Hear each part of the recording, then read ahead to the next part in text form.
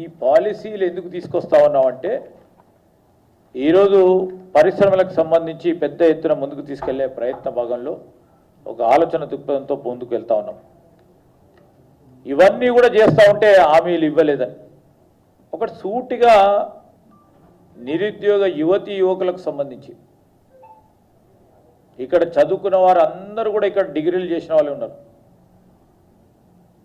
2014 నుంచి 2023 డిసెంబర్ వరకు ఈ 10 సంవత్సరాల కాలం పాటు డిగ్రీలు పూర్తి చేసుకొని నేను గ్రూప్ 1 ఆఫీసర్గా పరీక్షలు రాసి ఈ రాష్ట్రానికి నేను గ్రూప్ 1 ఆఫీసర్గా సేవలు అందించాలని కలలు కన్న ఆ యువకుడి కలలు నీరుగార్చిండ్రు. ఒక్కసారి 10 సంవత్సరాల కాలం పాటు గ్రూప్ 1 పరీక్షలు నిర్వహించి ఒక గ్రూప్ 1 అధికారిని నియామకం చేయలేదంటే ఎంత సిగ్గుచేటో ఒకసారి ఆలోచన చేయాలి. ఎంతమంది యువతి యువకులను మోసం చేసిండ్రో ఒకసారి ఆలోచన చేయాలి. మా ప్రభుత్వం వచ్చినాక గ్రూప్ 1, గ్రూప్ 2, గ్రూప్ 3, గ్రూప్ 4కు సంబంధించిన పరీక్షలు నిర్వహిస్తూ ఉంటే దానికి అవరోధం కలిగించడానికి కోర్టులకు పోయి కోర్టు పరంగా ఆపుదామని ప్రయత్నం చేసిన వారు ఎన్ని మీరు ఇబ్బందులు పెట్టినా ఈరోజు పారదర్శకంగా గ్రూప్ 1 పరీక్షలు, గ్రూప్ 2 పరీక్షలు, గ్రూప్ 3 పరీక్షలు నిర్వహించి వేలాది మంది యువతి యువకులకు వారి మెరిట్ పరంగానే ఉద్యోగ అవకాశాలు కల్పించిన ఘనత మా కాంగ్రెస్ పార్టీ ప్రభుత్వం అయితే ఈరోజు ఏమంటా ఉన్నారు? ఈ 2.5 ఏళ్లలో కాంగ్రెస్ పై ప్రజలు ఇసిగిపోయినట. ఎందుకు ఇసిగిపోయారు? దేని గురించి ఇసిగిపోయారు?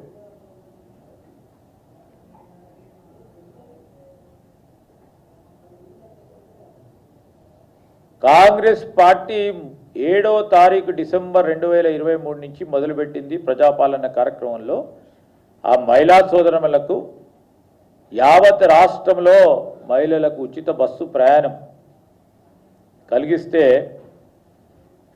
ఎవరు ఇసిగిపోయింది? టీఆర్ఎస్కు సంబంధించిన నాయకత్వం ఇసిగిపోయారు. అయ్యో మేం చేయలేకపోయినాం కదా, వీళ్ళు చేస్తూ ఉన్నారు, నిరాశ నిస్పృహతో ఇసిగిపోయినారు. మేము చేస్తున్న ప్రతి కార్యక్రమాన్ని జీర్ణించలేకపోతా ఉన్నారు హరీష్ రావు గారు. మేము చేస్తున్న ప్రతి పని ఈరోజు మీ గుండెల్లో రైలు పరిగెట్టిస్తూ ఉన్నాయి. మీన్మేలను ప్రజలు ప్రతిపక్షంలో కూర్చోబెట్టారు. ప్రతిపక్ష పాత్ర నిర్వహించాలని ప్రజలు మీ అందరినీ కోరితే ఆ పాత్ర కూడా నిర్వహించలేని సందర్భం. ఎందుకంటే పార్లమెంట్ ఎన్నికల్లో, గ్రామ పంచాయతీ ఎన్నికల్లో, మున్సిపల్ ఎన్నికల్లో ఈరోజు ప్రజలు ఏ విధంగా టీఆర్ఎస్ పార్టీకి సంబంధించిన నాయకత్వంపై ఇసికి ఏసారి ఏ విధమైన జవాబు చెప్పినరో మీరు అప్పుడే మర్చిపోయినరా అని అడుగుతా ఉన్నాం. మీ మునిగిపోయే కారుకి మేము వస్తున్నాం రాబోయే ఎన్నికల్లో వస్తున్నాం అని చెప్పి మేము మునిగిపోయే కారు.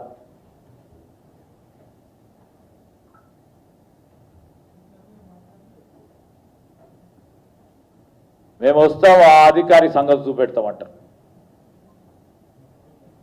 మేము వస్తున్నాం, ఖబర్దారాన్ని భయపెట్టించే కార్యక్రమం చేస్తూ ఉన్నారు. మీకు 10 సీట్లు కూడా రావు, 100 సీట్లని హరీష్ రావు గారు చెప్తా ఉన్నారే. ఇప్పటికైనా వాస్తవిక విషయాలు తెలుసుకొని మాట్లాడాలి. నిన్న పెద్దపల్లికి పోయిన చాలా సంతోషం. పెద్దపల్లి జిల్లాలో పోతూ భూముల ధరలు తగ్గాయని అంటున్నారు. అసలు భూముల ధరలు ఎక్కడైనా తగ్గినాయండి? ఇది చాలా దుర్మార్గమైన మాట. వారి హయాంలో మీ పార్టీ నాయకులు ల్యాండ్కు సంబంధించిన